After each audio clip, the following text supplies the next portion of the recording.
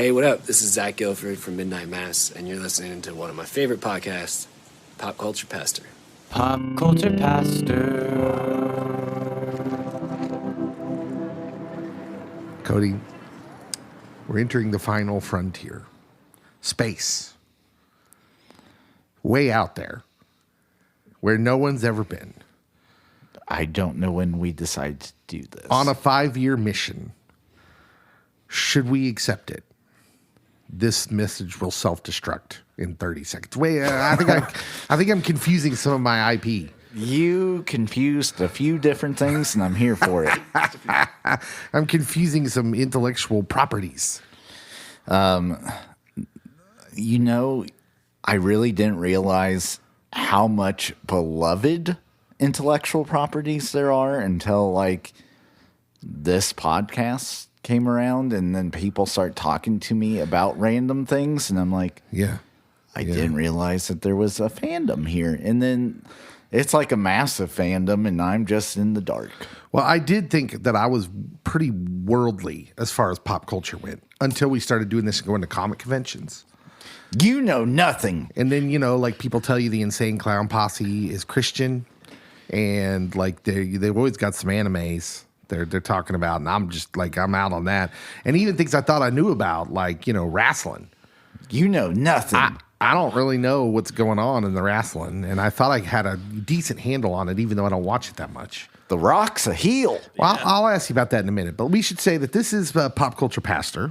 My name's Dave. Cody's here. I am. And Scotty's here. Scotty, you got to lean into the mic now. Okay. Move the mic down so it's like, there you go. There we go. All right. So you got to get real close. Okay. And you might just remove the protector anyway. Okay. Because you don't need that. Okay. How about this? Yeah, better. Okay, aim it down a little bit. Aim it down. There we go. Oh, yeah, perfect. Okay. And then you got to really lean into it. Okay. Because see how you can hear yourself better? Yeah. Introduce yourself. Hi, I'm Scotty. Finally here with the guys. He is in the studio, Cody. This is a first. I feel like this is a dream. He walks in all looking like Merlin. He's got the hair and the beard. Rode in on a mythical beast, And like, I wonder if, we call him a geek of the round table, but I wonder if we just got to call him Merlin. He's just like he's our wizard of the round table. I like it. I think so. If we're going with the whole King Arthur Camelot imagery, we do need a Merlin. Scotty, I dub thee the wizard geek of the round table. You of the geekiest knowledge are now a wizard, and the rest of us are just geeks. I'm King Arthur, though. Although sorcery is punishable by stoning. Don't do sorcery. Apparently, Okay. Just easy on the illusions. All right. Sleight of hand. Only when it's necessary. It's not really magic, y'all.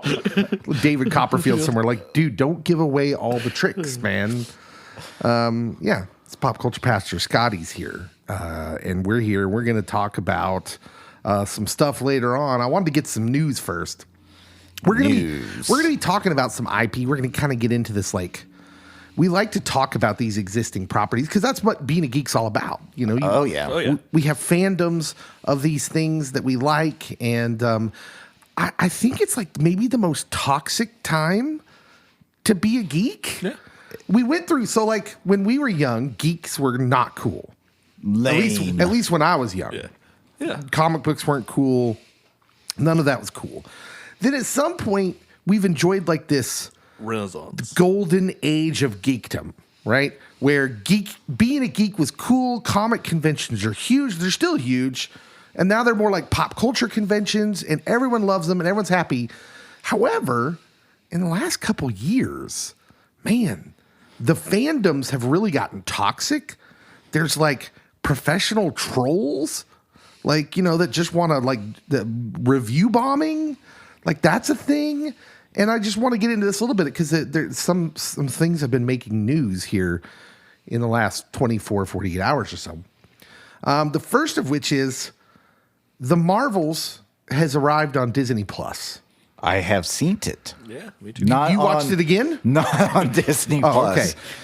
I watched it somehow twice in the theaters. Oh. Yeah, because I went when we reviewed it, and then my daughters wanted to go. Oh, well, nice. Yeah. And so... Dad of the year. Yeah, I went 2023. Again. Hey, look, it wasn't painful. It was okay. It wasn't great. The dancing planet is where it's at. No, it's not. Please refer back to our review. We did a review on the Marvels. If you'd like to go listen to us, we were like right in the middle. We didn't hate it. We didn't love it. It was a movie. Yeah. And I think we talked a lot about that it just had a lot of issues. It's one of those movies where it has clearly been rewritten over and over and over. It just felt disjointed in a lot of ways. Rehashed, recut. Yeah, the director came out this week, Scotty, and said that Galactus originally was the villain. What? Yes, I know. And I'm just like, oh my gosh, that would have been a completely different movie and maybe kind of awesome. But they changed it. That would explain why the villain in it was so paper thin. Although Marvel doesn't know how to use their villains, and so don't ruin Galactus yet. Well, and I think that's part of where we're shifting with Fantastic Four. And I think, I agree with Cody. We don't know how to use those villains, with the exception of what? Thanos, maybe Killmonger, and then maybe some of the Netflix stuff. We're seeing D'Onofrio come back at again. So there are few, but I don't think that was the right fit for the Marvels to begin with. Right. Well, and they've had some trouble with that. You put Kang in Quantumania. I think we can all look back on that and say, well, that appears to have been a mistake. Don't know about that. But anyways, I'm getting at, there's just in the last 24 hours, I've seen 2 articles. Okay, 2 articles that were of this tone. And I'm just going to use the Collider's article, collider.com. And here's the headline. It's time to admit the Marvel's box office was treated unfairly. The subheadline, the Marvels never got a fair shot at the box office, period. Okay, just right off the top, what are your thoughts on that, Cody? Okay, so 2 initial thoughts. First off, because I'm a DC guy, I'm like, DC movies don't get a fair shake at the box office. Explain that. Well, because you get the initial thought of, well, it's a DC movie, and then everyone that is like a pro Marvel person or an anti DC person is like, no, it's going to be trash, and then you get polluted without even getting a chance to watch the movie. Now, do those people exist? Oh yes, droves. It's annoying because I want them both to be good. Well, there's people like you that do want both to be great. Mm-hmm. And I am great with Marvel being great. But, give the movie a chance before we review bomb it so no one wants to watch it, and then we can't have more movies in this vein come out. Where do we think the review bombing came from, though? What happened? Because this wasn't a thing. Clicks. I mean, it's clicks. It's all clicks. Yeah. But my second thought is, my guess where the article's going to be is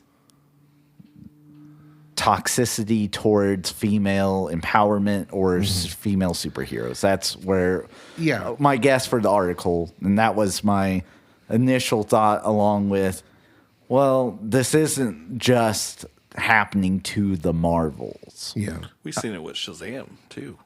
Before that movie even hit, it was review bombed and thrown to the wind. Mm-hmm. We saw it yet again with Blue Beetle. We did. Two movies that were of caliber, but got lost in that shuffle because of it. Okay, so I don't think it's just Miss Marvel. Okay, but hold on. I don't think we can just ignore the context either. So for DC in particular, the context you were not mentioning with Blue Beetle and The Flash and what was the other one you mentioned? Shazam. Fear of the Gods. Where those were lame duck movies. Nobody forced Warner Brothers to put James Gunn out there and say, hey, we're going to start all over. And nobody forced them to do that. They did that. They made those movies lame duck movies. Then they tried to walk it back and say, oh, well, maybe they'll be a part of the universe, because they knew they clearly had messed up. So I think that had something to do with the box office thing. Then that goes back to do we really need a connected universe? I mean, maybe. Because Blade had a whole trilogy. Yes. And you know what? It didn't need to connect to Iron Man. It didn't need to connect to Thor. He was just killing vampires for kicks and giggles. But we look back on things even like Chris Reeve's Superman. It was never connected. We did it with the Michael Keaton Batman movies. Yeah. So Okay, so let me move forward with the Marvels here. The Marvels is the lowest grossing MCU movie to date. We all know that. This article says, and this is like look, there's opinion in this. It's going to be presented as fact, but it's opinion. And you'll see that in the next line. This is written by Meredith Loftus, by the way. And she writes this: upon its release, clickbait headlines spread like wildfire, bringing with them a new level of skepticism and exaggerated hate towards the once juggernaut of the box office. However, many ignored factors at play working against the Marvels that left the movie fighting with one hand tied behind its back. While other superhero movies of 2023 were given a pass, the Marvels took the brunt of the criticism. Now, I think that's an exaggeration. We just talked about some other 2023 movies. People hated Quantumania. People hated Shazam because of what's his name? Zach Levi. Yeah. And they review bombed the crud out of that. Before even any footage had hit. Yeah. So there were people, distinctly remember seeing things on YouTube. And YouTube, like, let's be real honest here. What they're talking about in this article, what happened to Shazam and Zachary Levi. This is a lot of these channels, these people that make money on YouTube by creating content. And they literally, when they call it review bombing, they create the thumbnails like, oh, Disney in trouble, blah, blah, blah. Like the Marvel's in trouble, political, the MCU, those kind of things are clickbaity. And that's what they're talking about. I do think they're underestimating the bulk of the audience that would probably see these movies anyways, and to know that that's clickbait. Yes. Would you agree with that, Cody? So I do think that there's a portion that they're going to watch the movie no matter what. But I do think that, so everything's on like the bell curve. And I think the fringe that is falling away is getting bigger. Because it's like, why even bother now? Yeah. And so I do think that there is like this cumulative effect of, if we consistently just keep doing this and doing this, the portion that would go and watch these movies is going to shrink and shrink and shrink. Yeah. So this article goes on to talk about the review bombing, specifically the political stuff.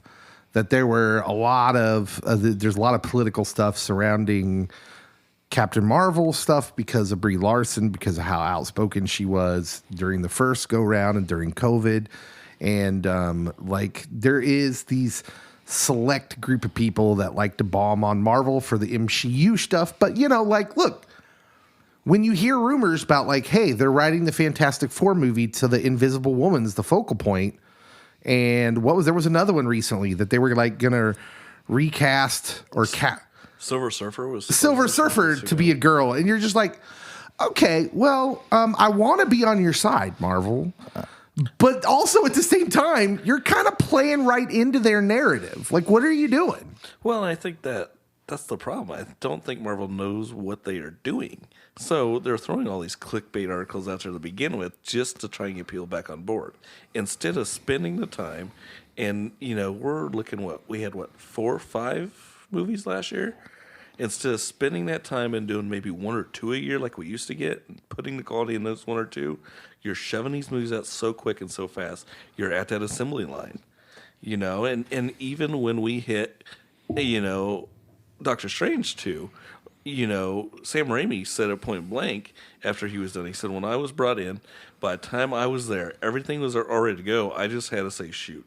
Yeah. So, you even have top tier directors coming forward and saying, they're delivered to us and we're going. Well, and I don't think Marvel gets away scot-free out of this conversation either, Marvel Studios, because like the other thing I want to say in actually pushing back a little bit on this article is like, well, no, it got low box office, not just because of the movie itself, but because Marvel Studios itself has lost some of the fandom. Oh yeah. I'm kind of baffled, honestly, by the intro to this article. The box office powerhouse that is Marvel.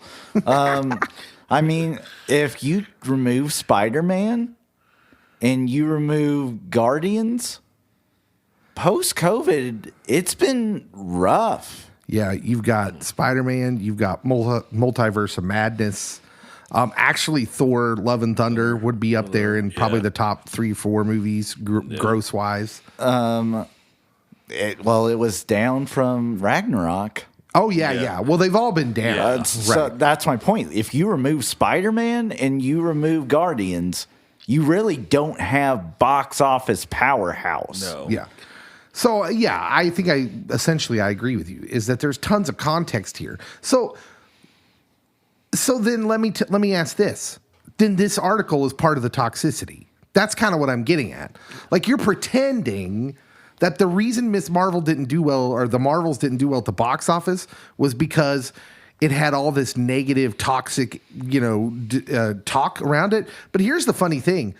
I do not remember people pile on this movie until a couple weeks after it had been out. No. It had already been disappointing at the box office before people started piling on. So I think there's a little revisionist history here as well. They do say they didn't get to do press like they would because of the SAG-AFTRA strike, which is a legitimate beef, I think.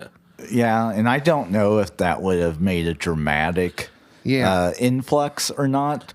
But they wrote, like, Captain Marvel in particular, very paper thin. Like, she should have been the standout, like, hero that you love, that you're relying on. And honestly, Brie Larson's an Academy Award winning actress.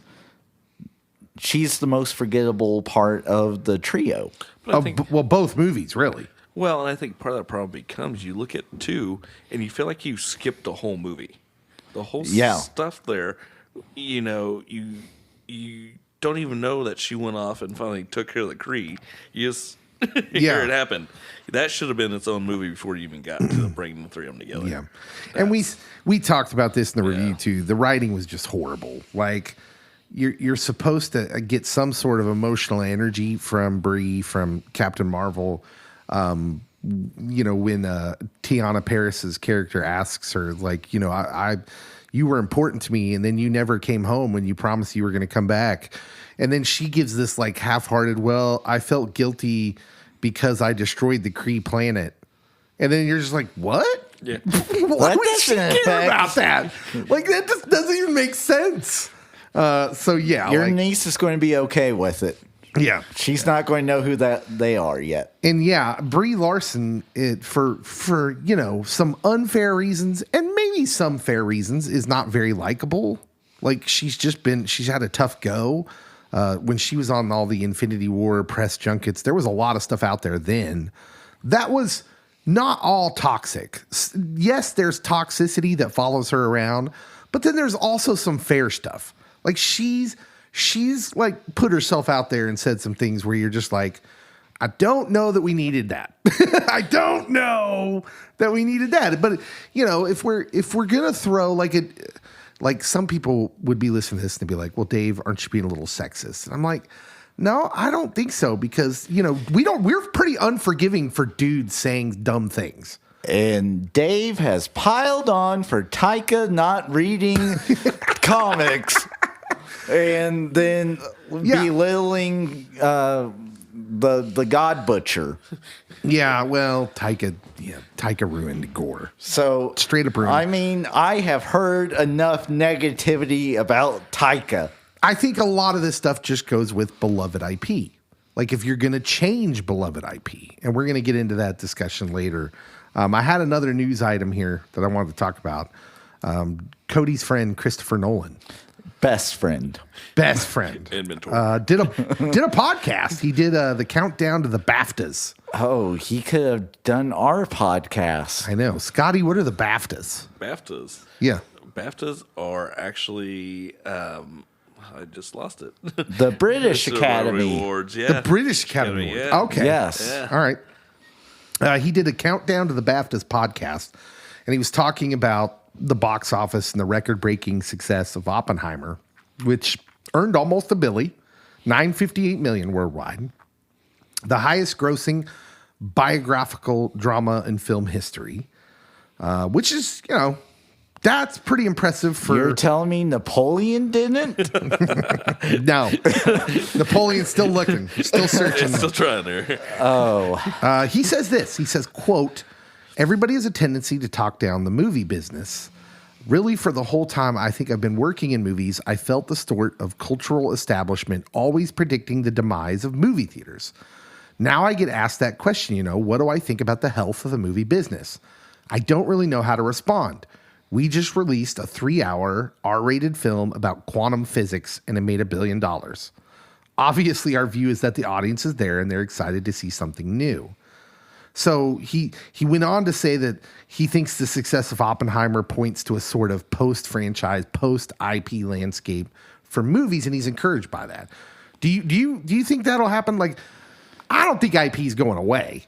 No, IP's not going away, but I think IP might, especially with a lot that has been huge, is it might go the way of Halloween, Friday the 13th, Nightmare on Elm Street. That, like, these movies, they make it to the theater, but they're not going to be, like, grossing $500 million. They're not going to be in the Academy Awards discussion, but they're going to be out there, and the fans that like those franchises are going to be there. Mm-hmm. I think with Marvel and DC, we really hadn't seen that much quality effort put into the storytelling of comic book movies or comic books into movies. And that's why we saw this big boom. It was something new. Christopher Nolan, serious take on Batman. We hadn't seen it. And boom, might be the best superhero trilogy. And so we're seeing that. Maybe it's like the housing bubble. It's popped. People are still going to buy houses, but we're not going to have this huge spike. We're going to plateau. Okay. Yeah. Scotty, I don't think IP will ever go away. I'm there with Cody on that one.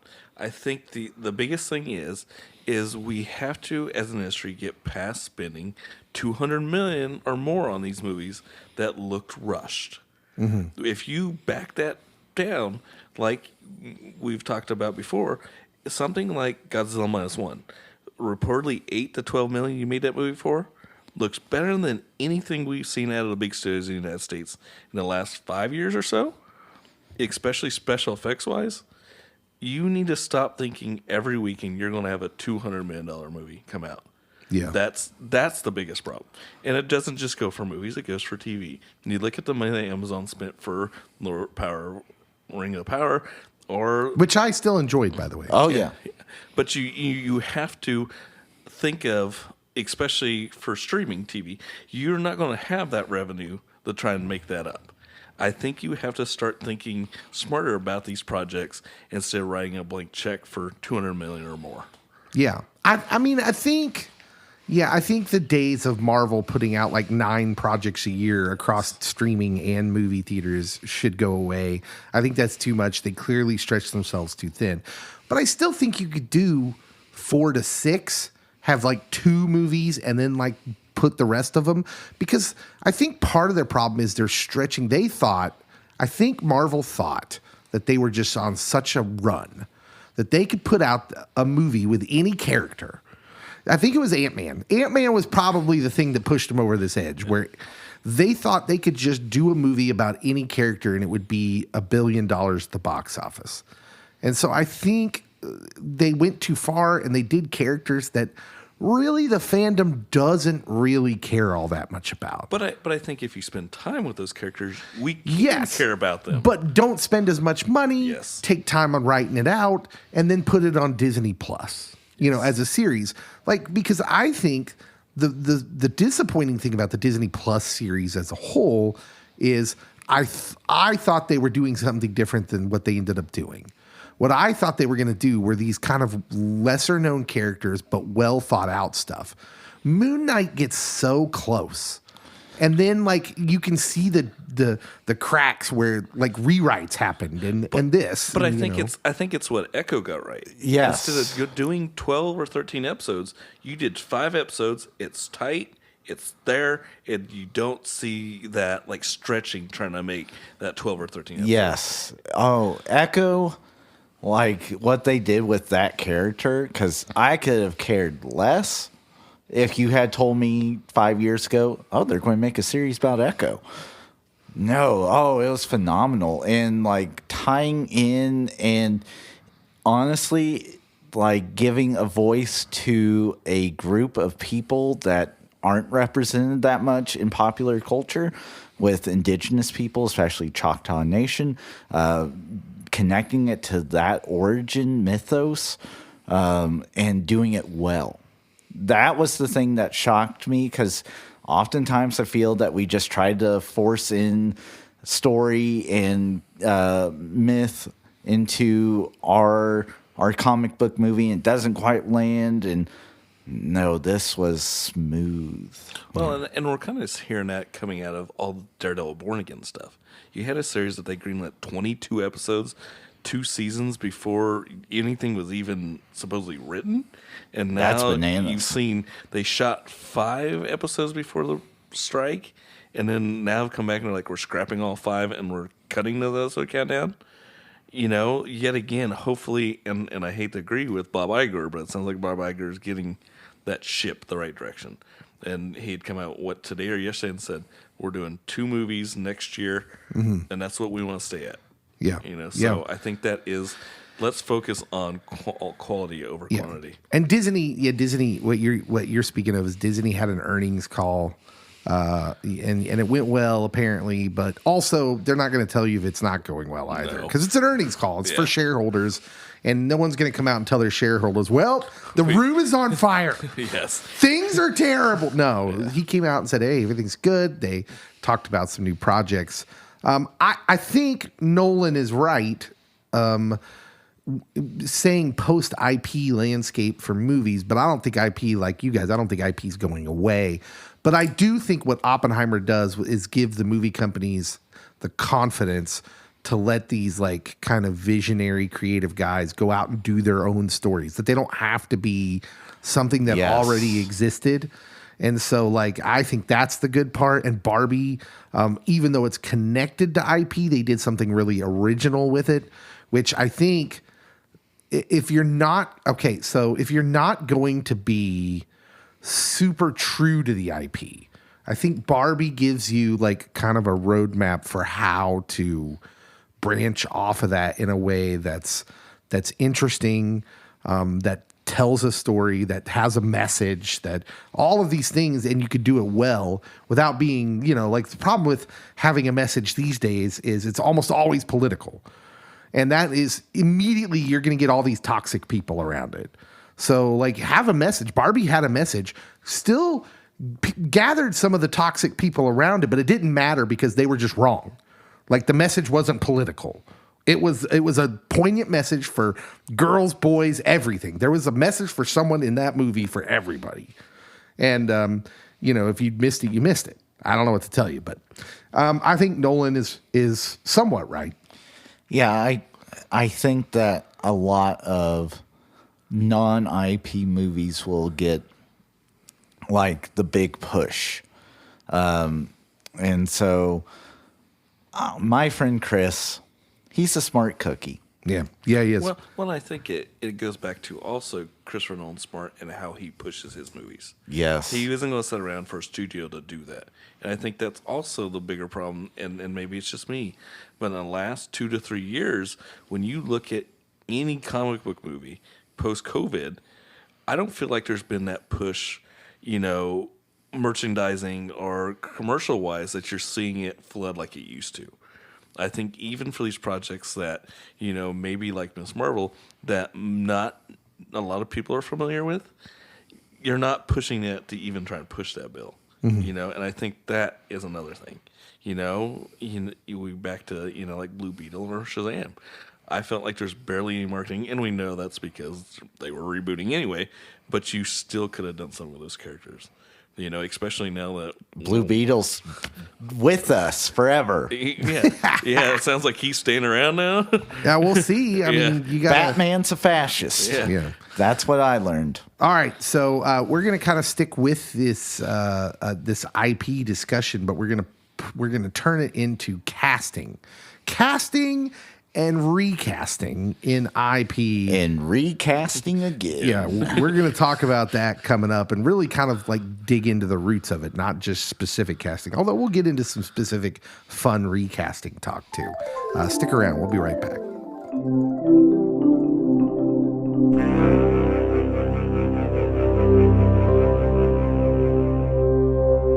This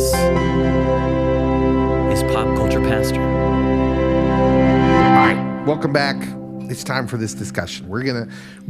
I think we've danced around this discussion for a while. Tap dance. We've complained.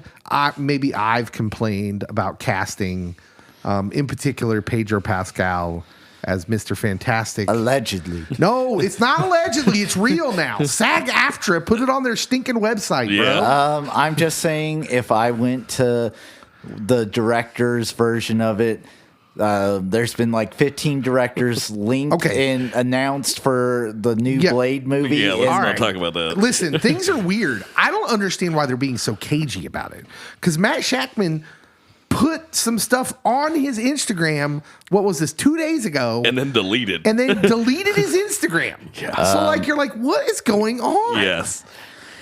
And I hate to say this, but Pedro Pascal has announced several projects like out of his mouth that are coming up. And I'm like, when are they making this Fantastic Four movie? Like when I'm 80? Well, and Bob Iger said 26 now, 25 the other day. So that's one of the 2 Marvel projects for 25. For next year. Yes, for next year. Okay. So well, they better get, I mean, like, look. We better start rolling They pretty better quickly start here. moving. Yeah. They gotta get going on that. And, But is allegedly. This a red herring? Is this yet again? Is Shakeman even still director after this last week? I don't know. I don't know how we're gonna make this through this without me throwing something in.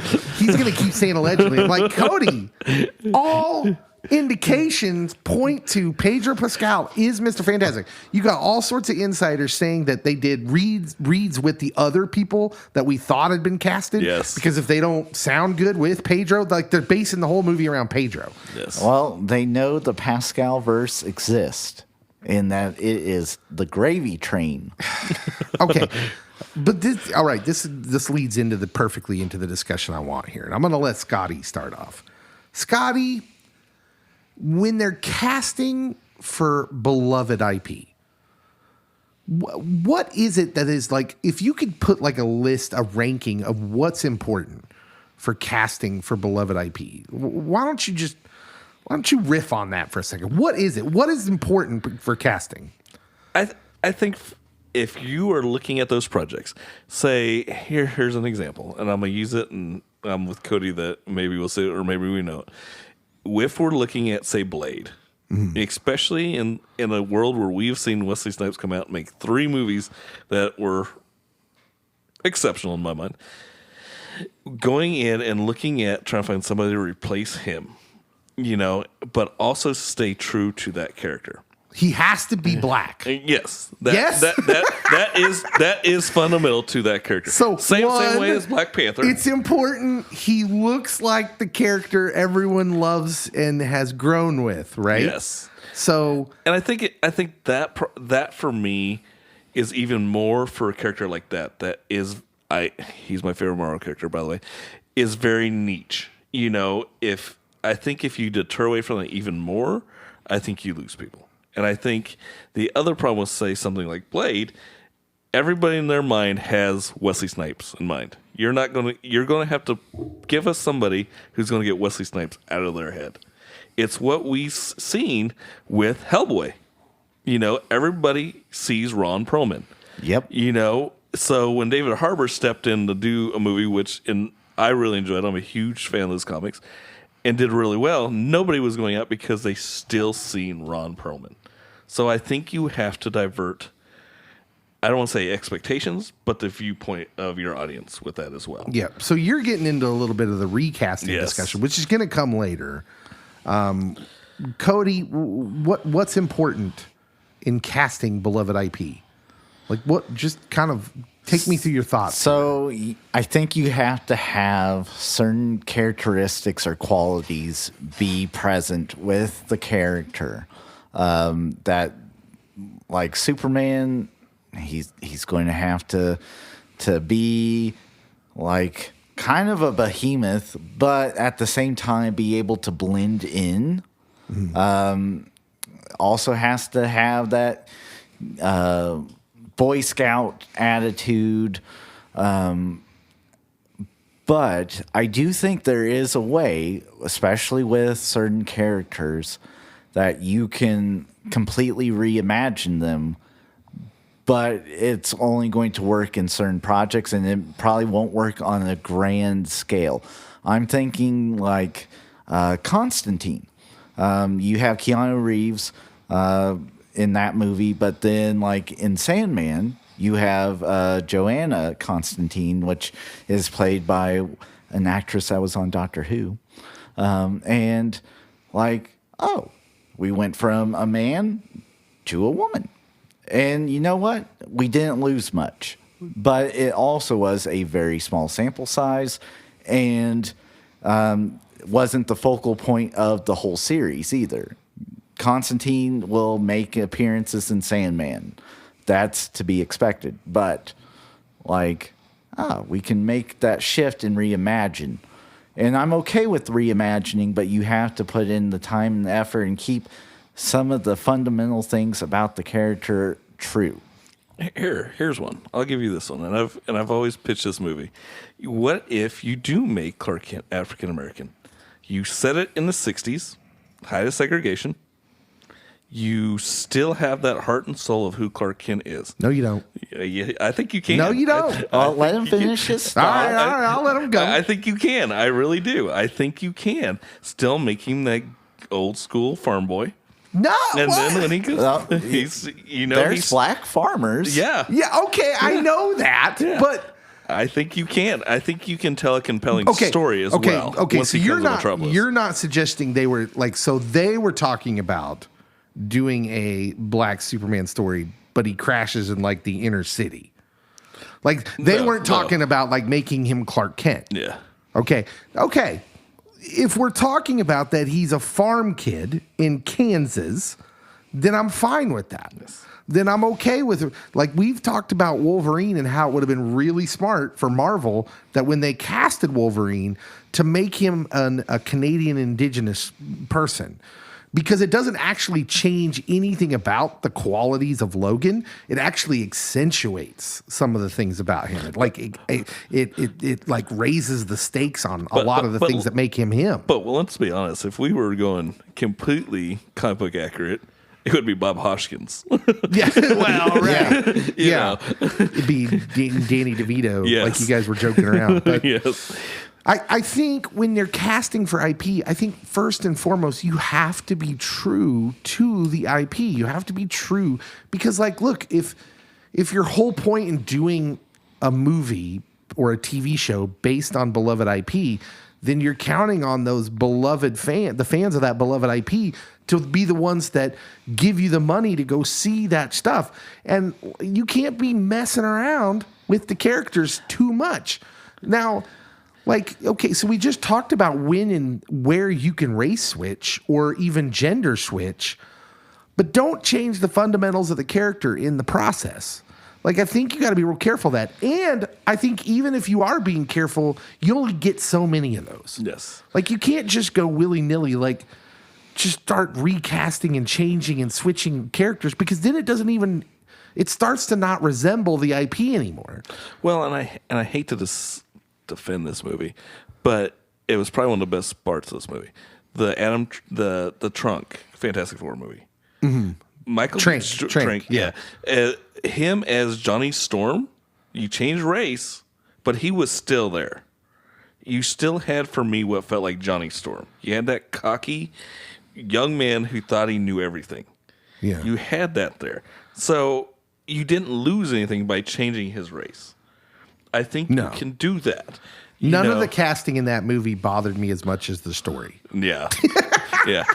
And there was no camaraderie in that movie. Nobody gelled in that movie either. But, he was the right point in that movie, let's be honest. That movie, the only interesting thing I thought Trank did with that Fantastic Four version with Miles Teller and Michael B. Jordan was that he actually leaned into the body horror, yes. which I think is actually kind of brilliant and genius for a Fantastic Four story because the first comic it really leans in, like the origin story really does lean into the body horror, and the Ultimate Universe stuff even more so. Like straight up, like you're leaning very hard into that. Yeah, so like that part of that movie, he's leaning into the original IP and the kind of feel of it, and that was great. But that was, as far as that movie went, that was about it. Yeah, as far as you're staying true to the IP, but I really think that is. One of the big things that they need to focus on more, especially Marvel Studios, is just, goodness gracious, just give us someone that fits. Because I think, like, let me talk about Pedro Pascal as Mr. Fantastic specifically. I think that they didn't know what to do and they panicked a little bit when they were not going to have Robert Downey Jr. as Tony Stark, Chris Evans as Captain America. Chris Hemsworth has talked about ending his run as Thor, although there was rumblings today of a fifth Thor movie. Yes. Cody sent me that link. But surely he's on the bottom side of his run in Marvel. So I think maybe they were like panicking a little bit and they thought, well, we got to get a big star. And maybe it's the executives in here in this, maybe it's Bob Iger who says, hey, well, the box office is struggling a little bit, so we need to get a bankable star. And then that's when you get like, well, we could go with this guy, Joe Schmo, who actually resembles and kind of has the mannerisms of Mr. Fantastic Reed Richards. Or we could go Pedro Pascal, who's a huge star, and especially this year with Last of Us and all that, and is more bankable. And then that's where you kind of get off track, because I'm just kind of like, yeah, but that's not your roadmap. You already had a roadmap. Robert Downey Jr. You made them stars. Like Robert Downey Jr., we all knew him, but he was doing indie movies. Yes. Kiss, bang, bang. Yeah, exactly. Chris Evans was still like kind of a struggling young actor. Yeah. He had a couple breaks. He was in that Fantastic Four movie way back when. He was in a good Scott Pilgrim versus the World. Yes. Yeah, but he wasn't the star. And Chris Hemsworth, he was like the least popular Hemsworth brother. Filming, Cabin in the Woods that got shelved. Yeah. So I just don't see, it's like you guys forgot what worked. And what works is man, just go be true to the character. Well, and I think they kind of felt disheartened the moment that John Krasinski's like, I don't want to do it full time. And then it was like, who can we get that is that caliber, like you said, and has the star power to keep people coming back? And I think that is the wrong mindset. Now, I hate to say this and say I agree with Cody. Is it true? Is it not? I don't know. Nobody's made an official statement. We're supposed to have casting this week, and here we are recording on Friday night, and nothing other than, still hearsay that SAG-AFTRA is the only person that's commented. Yeah. Who's the biggest star Marvel cast when they cast him? Paul Rudd? Is it Paul Rudd? Scarlett Johansson. I was going to say ScarJo. ScarJo was huge at the time. Yeah, but like, look in Hollywood, in the Hollywood world. Like, I'm just going to say this. This is not. I am not trying to bag on women. I'm just saying, in the Hollywood world, if your name's not, like Jennifer Lawrence, they don't really move the box office meter like some of the men do. And I'm just saying the date. I'm just saying the facts. That doesn't mean I don't enjoy it. I enjoy watching. I think that she was a very proven commodity. That as an actress, that like Oscar nomination. The name. She has the look. If you get a good cast around her, you're going to have quality. And so, yes, it really helped that you got the guys that they got. But they also had a diamond in the rough that they probably didn't even realize in Elizabeth Olsen, because she had been in some things, but like you had to be watching those specific things to even know. Like she was in a good Cillian Murphy movie, and I can't even remember the title of it, but it was kind of a horror movie, and it had some supernatural stuff going on. And I'm like, oh, this is good. Yeah. I think back to her talking about huge at the time. You had Benedict Cumberbatch was huge at that point. Oh, yeah. You know, he would have been huge at that point. You also had, you know, if we go back to the first Iron Man, you have, you know, Jeff Bridges. You know, Terrence Howard. Was Benedict Cumberbatch huge? Well, coming off of yes. Okay, Sherlock, coming Yeah. off of Sherlock, he was huge in our fandom Yes. circles, in our geek circles. Oh, internationally. But he hadn't huge. done like the what movie am I thinking of? The Code movie, the coding guy in World War II, Oh, yeah. Imitation Game. Imitation Game. He hadn't done some of those movies yet, where he got serious like Academy Award talk. But And international things like wise, Sherlock had cracked him there for sure at that time. He was bringing everywhere. over some fans and some money. Yeah. You know, PBS helped push that quite a bit. that. Clearly, Paul Rudd's still bigger though at the time when they cast him. Yeah. Okay, so I mean, I think we're all on the same page, and I don't even think it's like it just seems so simple. And then you look at Marvel and what they're doing, and you're just like, well, what are you doing? What's happening here? I mean, they did it with like they get things right. Like, let's take Iman Vellani as Miss Marvel, and like, look, again, you have to acknowledge that some of the female-led stuff doesn't sell as well as the male-led stuff, because Miss Marvel was one of their lowest-rated streaming shows so far. I think that's incredibly unfair, because I think it's a good show. so good. She is magnetic. Like, she was the best part of the Marvels movie. Her and her family in that movie, they're the best part. I could have done without Nick Fury. That's something. It's been a when rough I year say for old I Nick could Fury. do without Samuel L. Jackson, like, yeah, I could have. Nick Fury could have not been in that movie. Wouldn't have bothered me at all. And she's great and fantastic, and so it shows that, like, hey, no, you can still do this. Go out and find someone who nails the heart of the character. Tom Holland as Spider-Man. Oh, Tom Holland's great. Who knew who Tom Holland was pre-Spider-Man? Yeah, well, exactly. Again, your fault. It's that same framework. Go find them young so they can age up and do a bunch of your movies for you. / make a good script. Because, Yes. I mean, Yeah. if we look at that awful series that I only watched one episode of with Nick Fury and Secret Invasion. yes, yes. I literally it's have terrible. blocked it out. Which It's terrible. doesn't help being the lead in the Marvels. Let's be So- really clear. Secret Invasion is the worst project Marvel has done. Yes. It's not close. So, like, it had phenomenal people in its cast. Names that people that watch movies that are in the geekdom are like, oh, you have Martin Freeman? That's good. You have Khaleesi? Oh, yeah, that's good. You have Samuel L? That's great. Don Cheadle. Don Cheadle? Boom. This is going to be gold. No, it was bad. No. It was trash. I would that show rather- didn't know what it wanted to be. I would rather watch She-Hulk on repeat.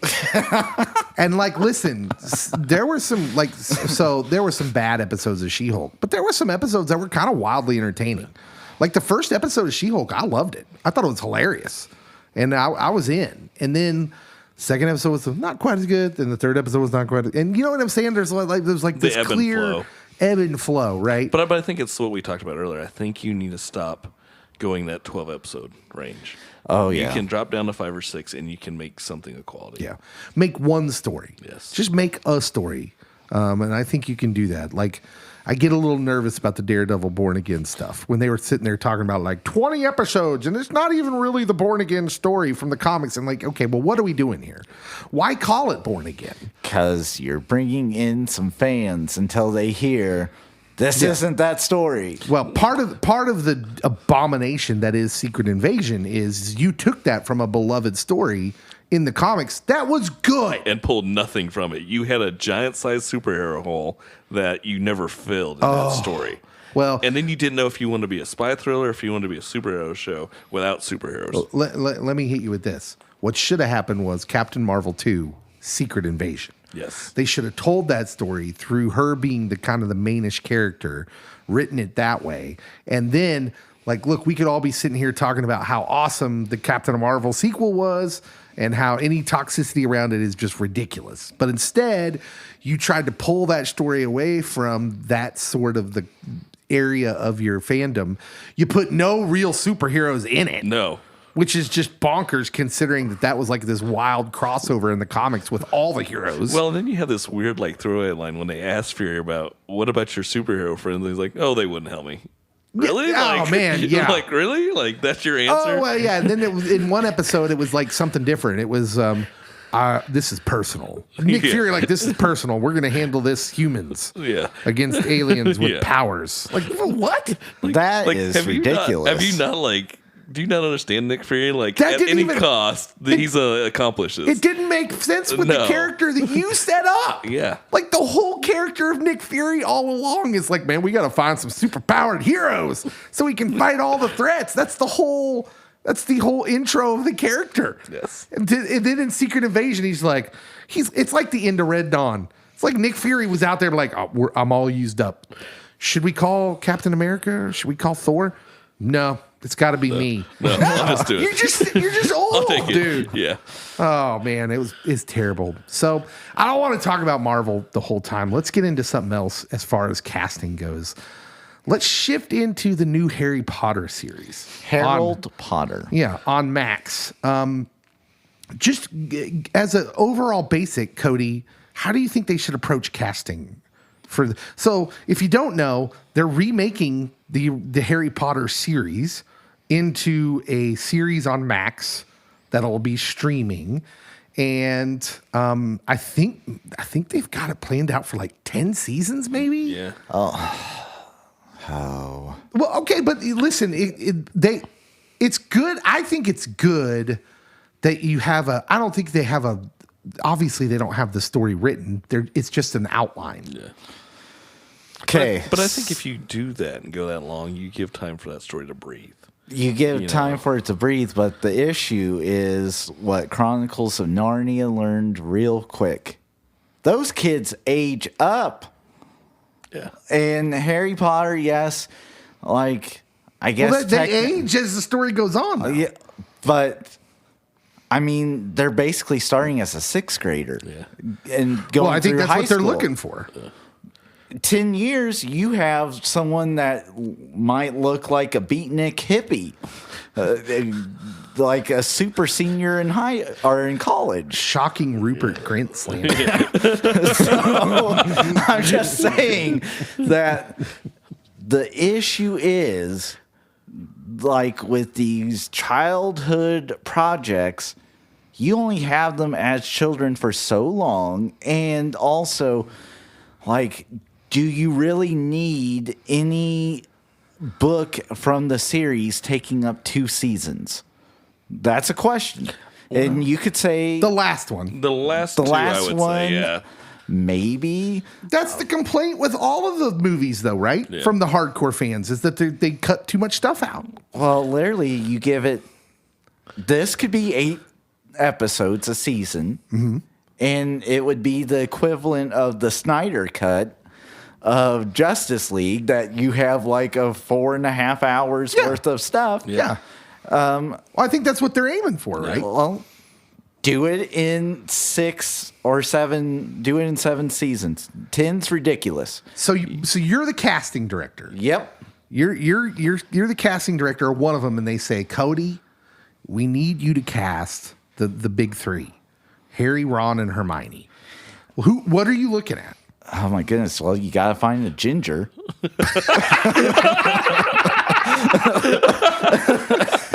Okay. All right. You got to find someone that can wear glasses. All right. Well, I'm thinking then- more broad. Like, does it make sense to you to say, well, okay, so what are they when they first go? 6th graders? Look right, Yeah. Then look at 3rd and 4th graders. I think Like, you have to go younger. Yeah, yes. go do. younger. So, find kids that can play up a little bit. Try and play around puberty because, like we've seen with Stranger Things, and like you said with Narnia, But you it's can't gonna ignore quick- genetics You- because well, if yeah, the guy, it's if the gonna kid, happen. if you find a third grader, man, like this kid would make a great Harry Potter. But then, like, you know, mom's 6'2" and dad's 6'8", you're like, well, maybe we shouldn't cast him as Harry. You know, maybe we could cast him as the big, tall, skinny kid, whose name I can't remember because I'm not a huge Harry Potter guy. But that's kind of what I'm talking about, like the basics of like, okay, we look maybe a little younger to give us more time. Well, and the bigger question becomes how quickly and fast are we going to spin through these seasons? Yes. We're gonna be Well, I would shooting think they're going to back-to-back. have to go pretty Yeah. fast. Like, look, is this the? I tend to look at this and think this is about as can't miss as you can get. I No, think no, no. I know the whole series they tried to do here with what's his No, name. I'm not even going I'm not- there. no. was no, not good. No, But I think the original story. Oh, nope. Mm-mm. Now tell me So- why. Don't just say no. Tell me why. J.K. Rowling. There it is, right It's there. already poisoned. Yes. You missed the gravy train. Yes. You should have done this 5 years ago. Well, as a man who works in the book industry, Are people really going to be Oh, like? yeah. Yeah. Are Oh, people yeah. really going to be like? Well, I loved this story, but because I don't like J.K. Rowling, I'm Oh, not. yes. I'm not going to take yes. part. So I will tell you, I have so many friends that were diehard Harry Potter fanatics and that loved video games. And when they released the open world Harry Potter game, they're like, nope, not because, or I'm not playing it because of what J.K. Rowling has said.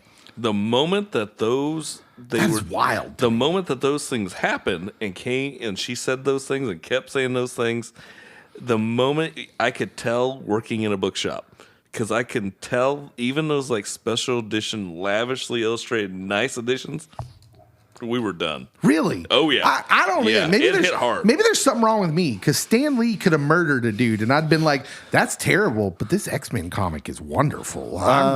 So But I think the problem is, I think for her fan base, you alienated 98% of that fan base. So I literally worked with someone that said the reason that they loved that series growing up, and something that is a fact, like in studies, that when they poll fans of Harry Potter, they are a lot more open and accepting of like the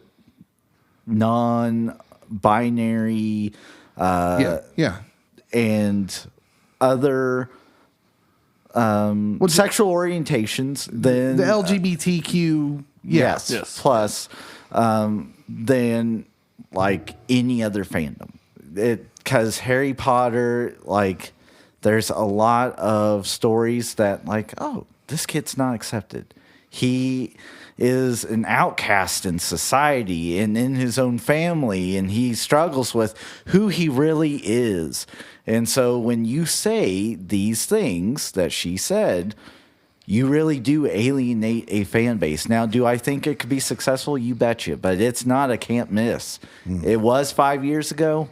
Today, it's not. Still there, yeah. So, are you guys fans? I don't know I don't know if you guys are Harry Potter heads. I am. Oh, yeah. I Okay. mean, the Oh, yeah. series So- came out as we're let's- in those. Yeah. Okay, so Exactly. let's have a little fun then, because we're talking about casting, what we think they should focus on casting. Who's your Severus Snape? Oh, now see.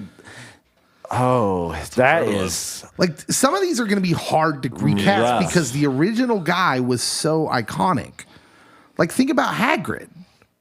Which, Does Hagrid just work with any just big dude with a beard? well, you know, Rob Williams tried. Yeah. Originally, yeah. Robin Williams wasn't big enough. He tried. Not as big as Yeah. Robbie Coltrane. No, but he tried. And here becomes the question again. With the original series, it had to be British actors. It did. No American actors. So if we were going that route, like, Well, I think you still got to go British, right? Yeah. Because okay. So now I would say maybe that is, you know, Yeah. given the locale of the story, yeah, you can't go with American actors. They've got to be able to at least you can't go with Kevin Costner trying to do a British accent No. either. Just to use an example. I've seen Robin Hood. He can't go Robin Hood, Prince of Thieves on this. They got to be real Brits. Maybe, well, we already had him in Fantastic Beasts, so I'll say maybe Mad Mickelson. See, that's the problem. Yeah. Is Mad Mickelson people want to cast him in every nerdy IP, and like he's already been. Yeah, he's already that's been. hard, yeah. Like they want to. Some people were wanting to cast him as Doctor Doom, and I'm just like, he was already the bad guy in Doctor Strange. So I'm going to say a name. Okay. I don't know, like, if he has the dread of Alan Rickman, but David Tennant. I know he has already been in the Harry Potter movies, but like since we're rebooting, Who was he? He was Barty Crouch. yeah, he was, Okay. All right. and so he was a bad guy already. Yeah. And Snape is. You struggle with, is he good? Is he bad? What is he? The problem is, we said it already, he will not work with J.K. Rowling. Yeah. So he is vocally against the J.K. Rowling ordeal. okay. Yeah. So I've already lost my my fan pick. So Hagrid, I don't think would be too hard to.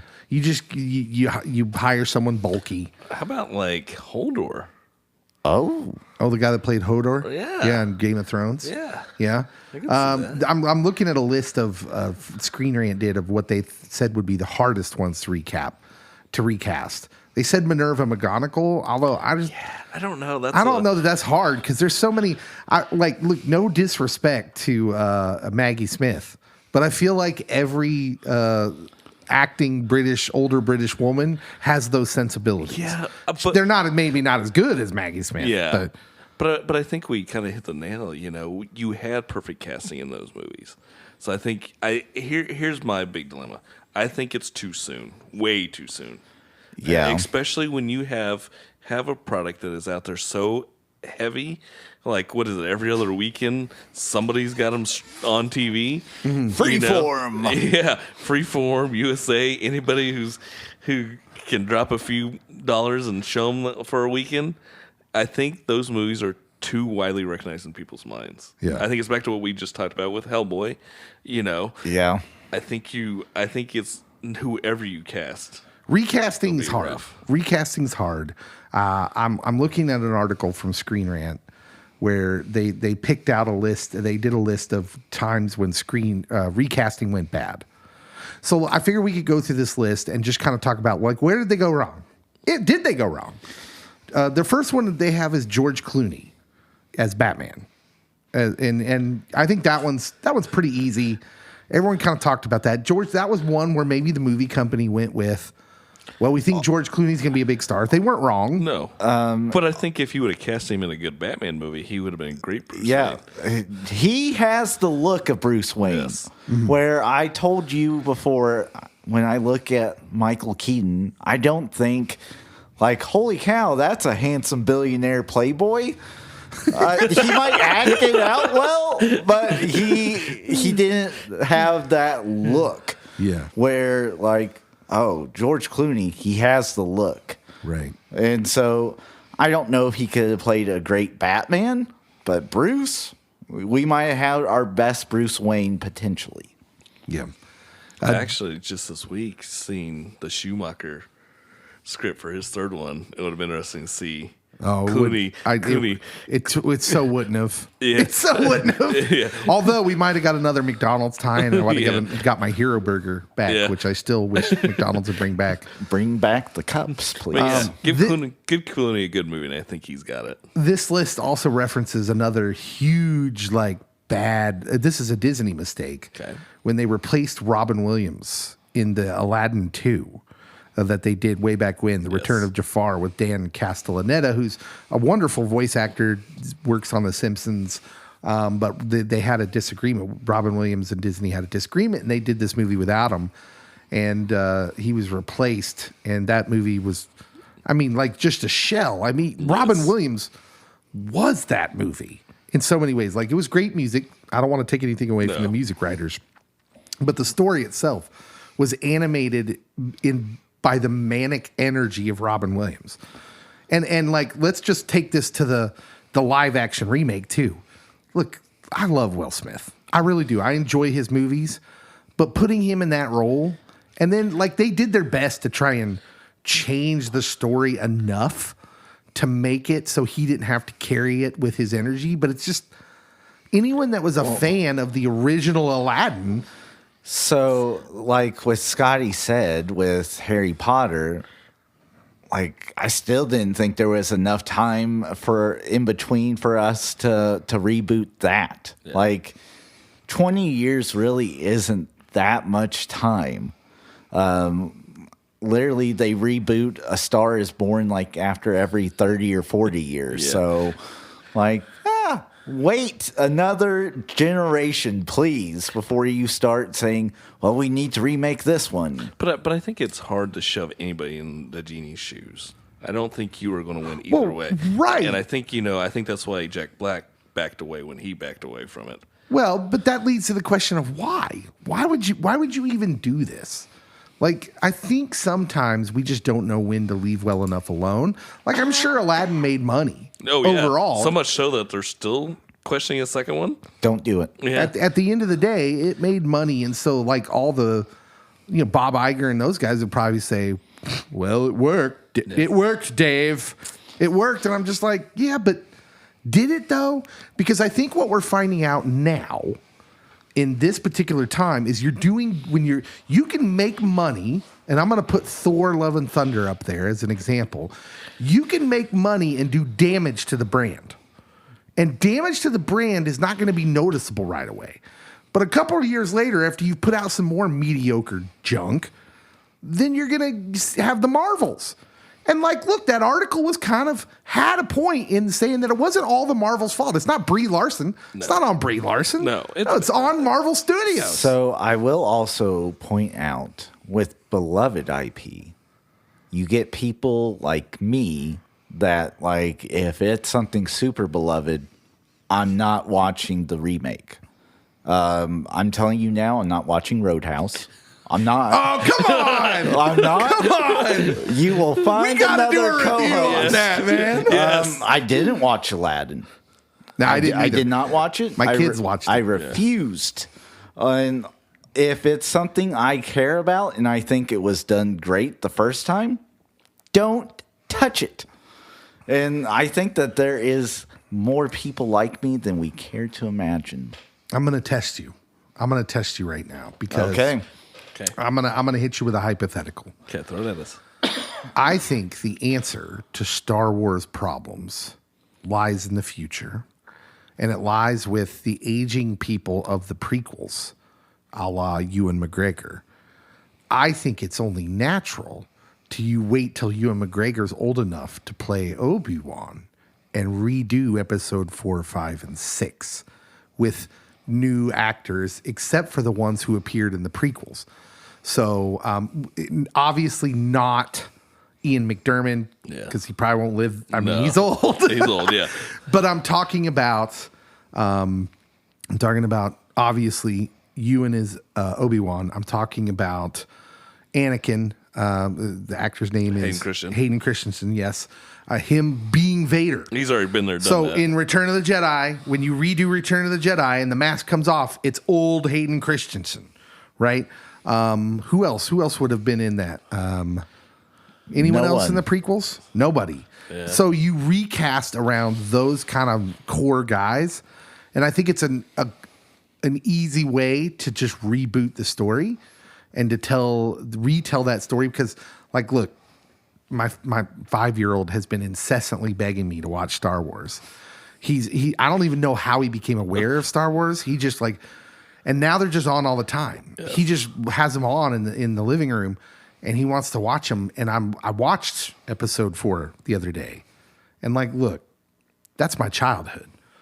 I love that movie, but also, it's hard to watch in some portions because it just. It's so old. It's just so old. I'm so don't ask me because I'm like leave it alone or tell us something new because literally we have this galaxy that's far, far away, and evidently there's only 10 people that are roaming around. You don't think they'll ever redo remake Oh, they're going episode to 4, do 5, it. and 6. It's a Okay, cash grab. Yeah, it's going to happen at some It's point. But a what if cash it wasn't grab. a cash grab? What It's if you put your heart into it and said, we want to stay true to the original story, but just update everything and make it look like it's a space You know what? odyssey? My friend J.J. Abrams will tell you he poured his heart out into No, it. he did not. No, he did not. The sequels were trash. They didn't put any heart into the story. In fact, they didn't put any thought into the story. They thought what they thought they were going to do was throw a movie together, and the first one was okay-ish, but it was all rehash. You just made the same story with different characters, and then you didn't even care to outline the rest of the story. You just thought, oh, we'll hire Rian Johnson. Ryan, just take it from here. And then we'll hire someone else to do the third story, and he'll take it from there. And then Ryan does his thing, actually makes a more original movie than the first one, Which and is everybody better. went bonkers. Yes. And then J.J. Abrams, instead of saying, oh, we should take it from where he left off, says, let's just reboot everything. Let's just pretend Last Jedi never happened. Well, and it wasn't even J.J. Abrams. You had Trevorrow hired, and from his script was following what Rain did, and they fire him and bring Abrams back to fix it, which I didn't need fixed. For me, 8 is the best one of those 3 movies.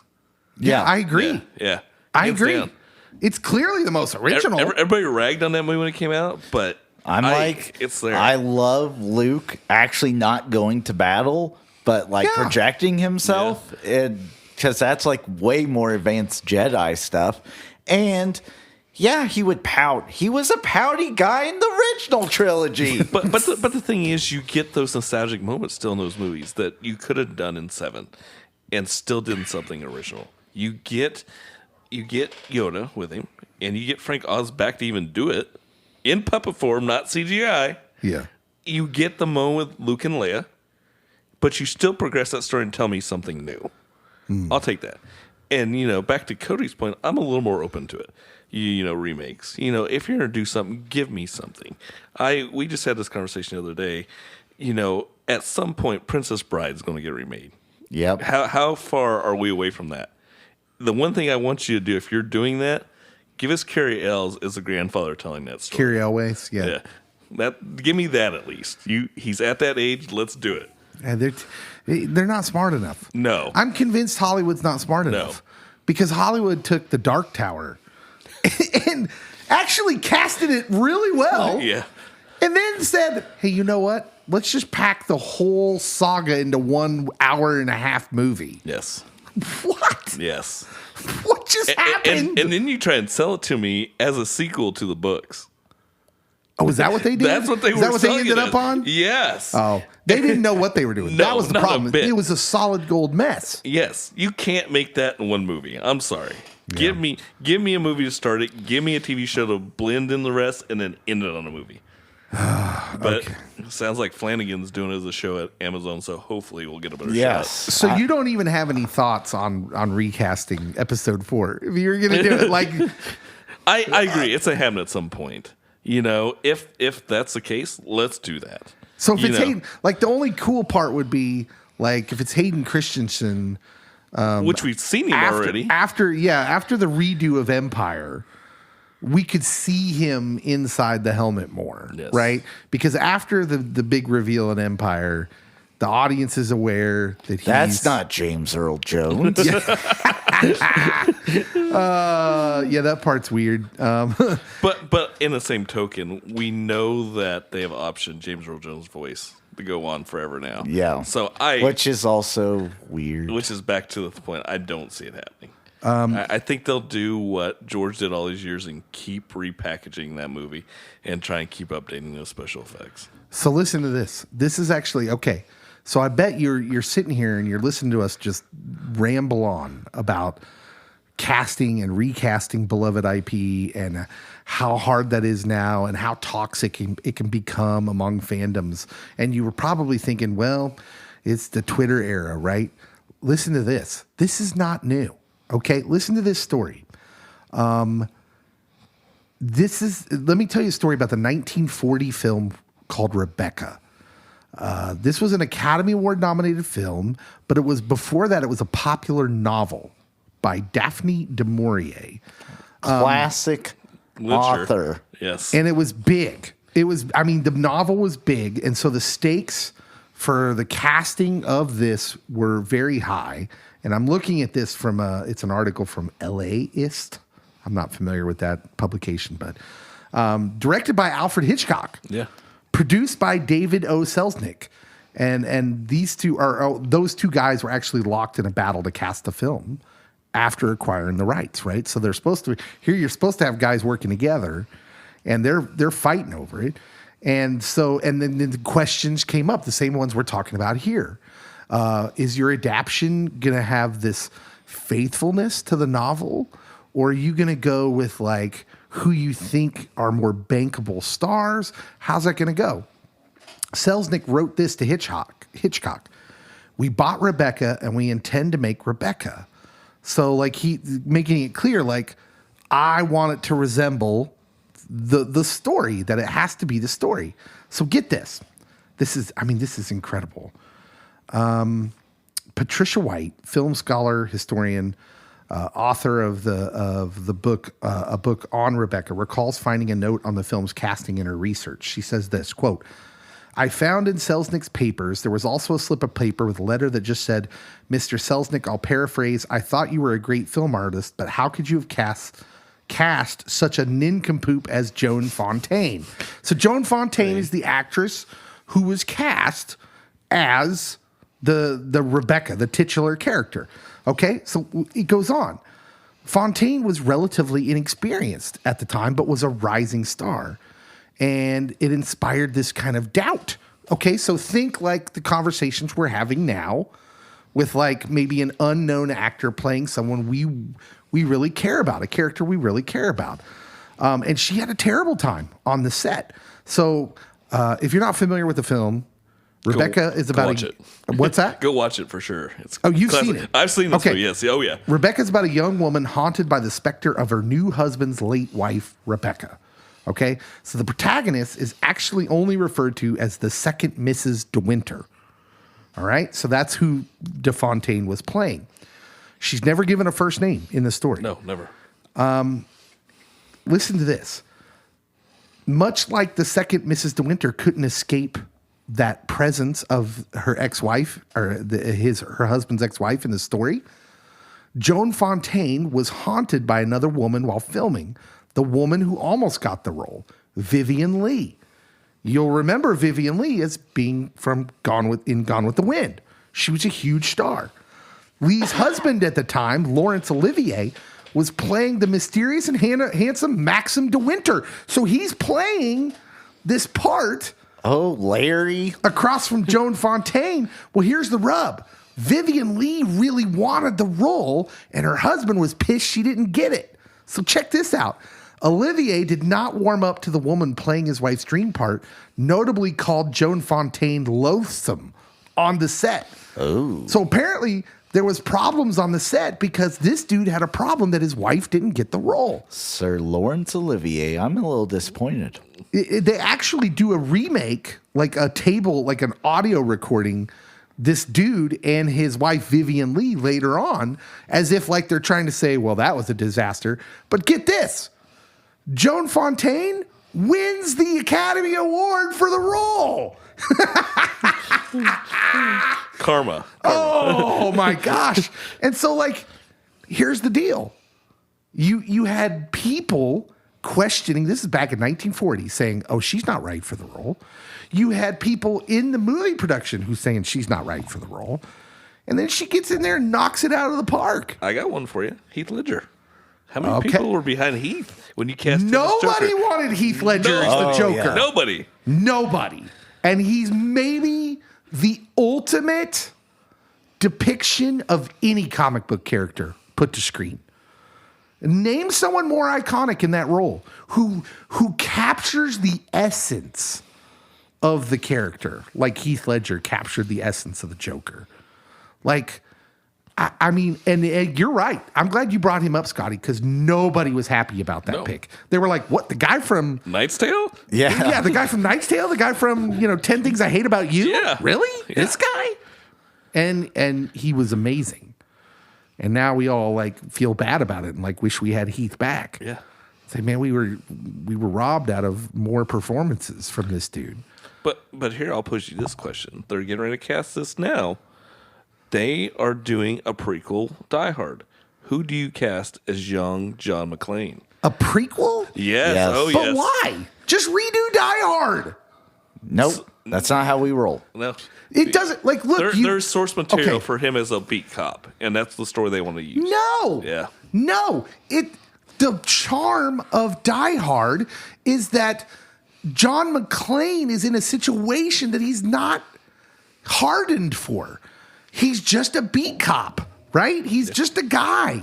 That's what makes Die Hard so amazing. You make this movie where he's been in some extraordinary situations already, then you cheapen the original. Well, not if we're just making him a beat cop and he's just beat copping. Yeah, okay, that's what the movie's going to be about? Yep. Him just beat copying? Because I bet it's not.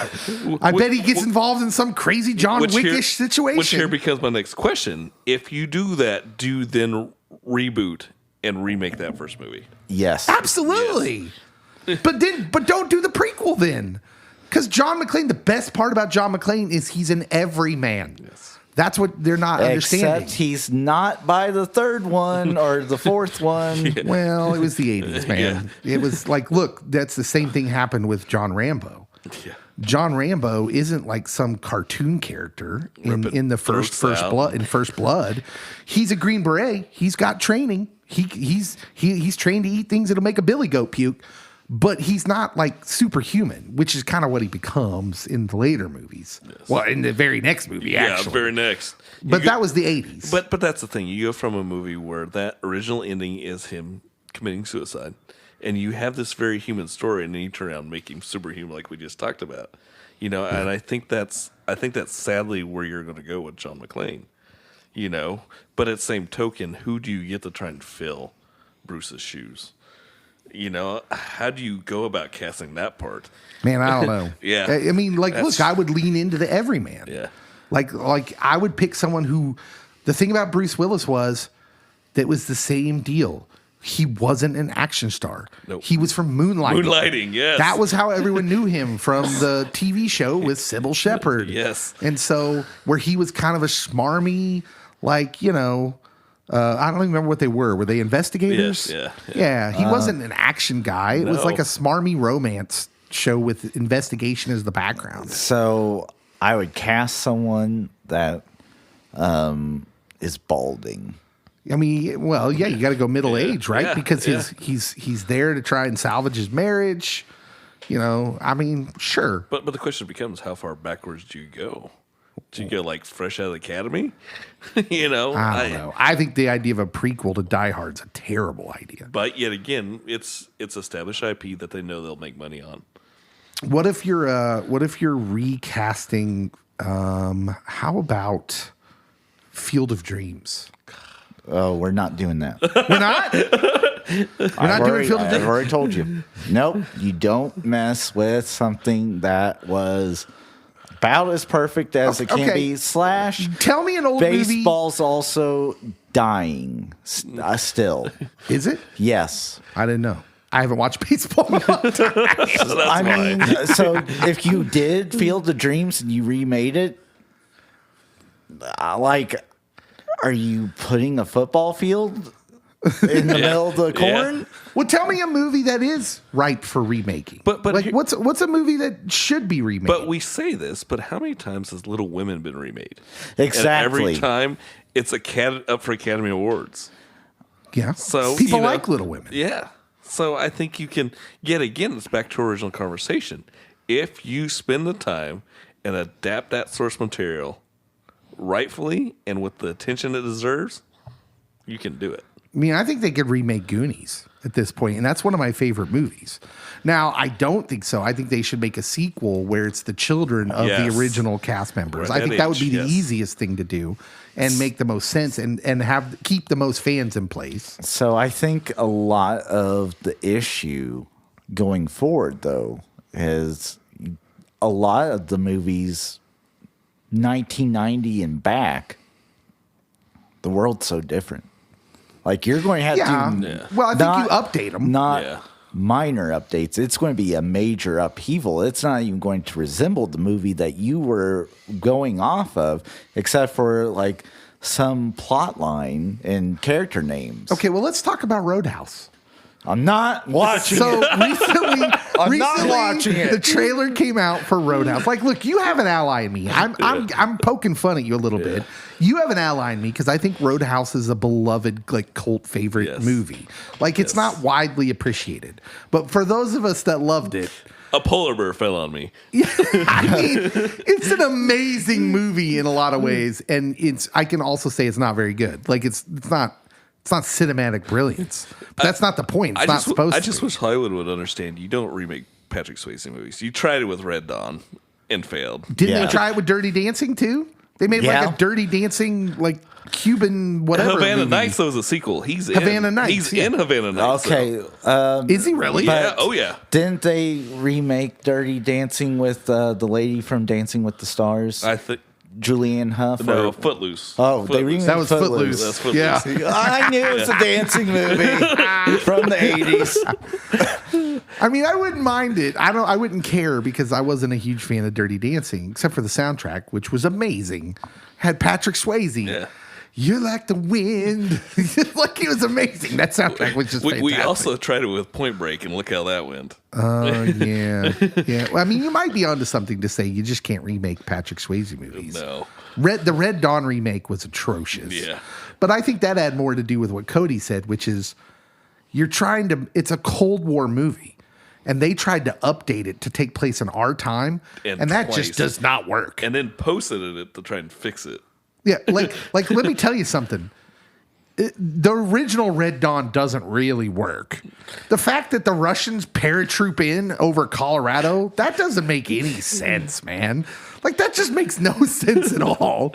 And I still want to have a Be Kind rewind on Red Dawn and have like a real like military historian on to tell us how ridiculous that movie is. I'm hoping that they say, well, NORAD's in Colorado, and that's why we're going straight there, buddy.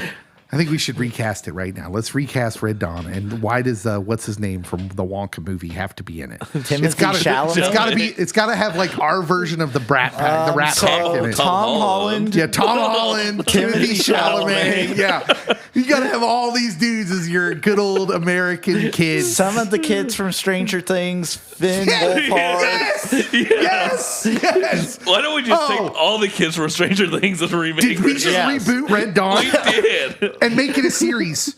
Make it a series. Yes. This deserves to be like 8 hours of content on Netflix, not some terrible hour and 45-minute remake. Yeah. Yeah. Okay. I think this conversation has run its course. Yep.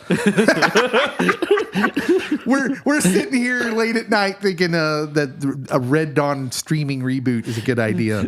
I don't think it's bad. And I just told you my stances on remakes. I'm not going to quit, by the way. I'm going to do everything I can to make Cody watch the Roadhouse reboot. I think, honestly, just because I think it's going to suck so bad, it's going to be fun to watch. We could like Mystery Science Theater it. I really think Cody. that you're going to have to make it a fundraiser where if you get $1,000 to help fund the ministry, I will then watch it. Yeah. But it will have to be an astronomical amount. Hold on. Not only would you pay money for Cody to watch the new Roadhouse, would you pay money for us to come watch it with us while we're watching it and then roast it afterwards? Yes. We can do a live event. I'm down for I this. would live tweet it. No. No. I'm telling you, a live event. We rent Yes. out the theater, then we we turn the lights on and we just set up the podcast recording stuff at the front and we just record it right there in front of a live audience. I'm down. Let's do this. We could Mystery would Science be Theater so easily, though, too. So bad. Could be our first live event. I haven't even watched the trailer. That's how dedicated I am to not watching this. The trailer is befuddling. I am befuddled watching that trailer. First of all, there is no indication that Sam Elliott's character is in the movie. No, not a bit. Pat Garrett, isn't that his name? Yes. Oh, man. Yeah, he's got to be in that movie. It's got to If be in that there's movie. not a line about breath mints, I'm not watching.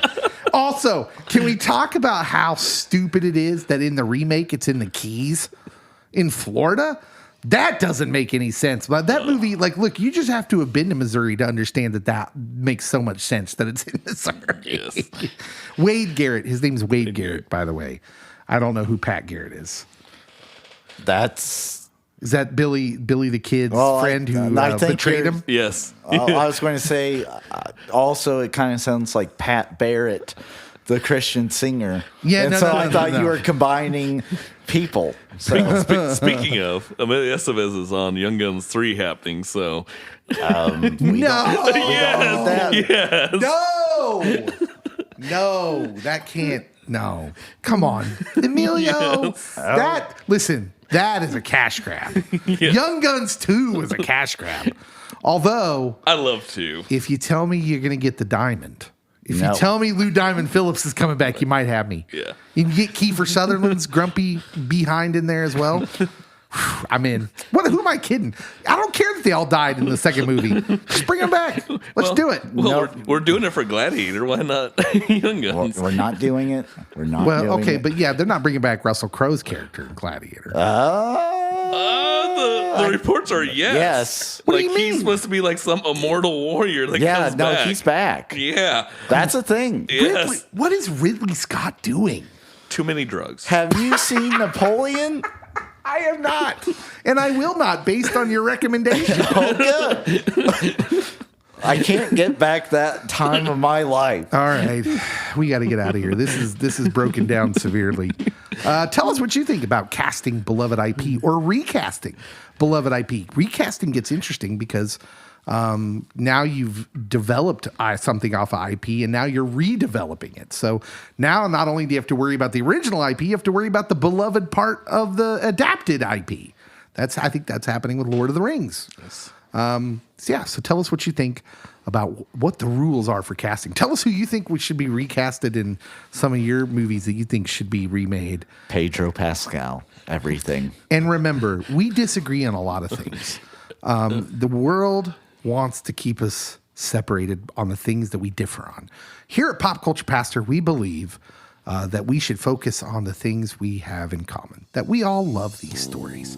We love geek stuff and pop culture stories and movies and TV, and we like talking about them. So we believe that we're better together. So thank you for being together with us during this hour and a half here on this pod, and we'll see you next time.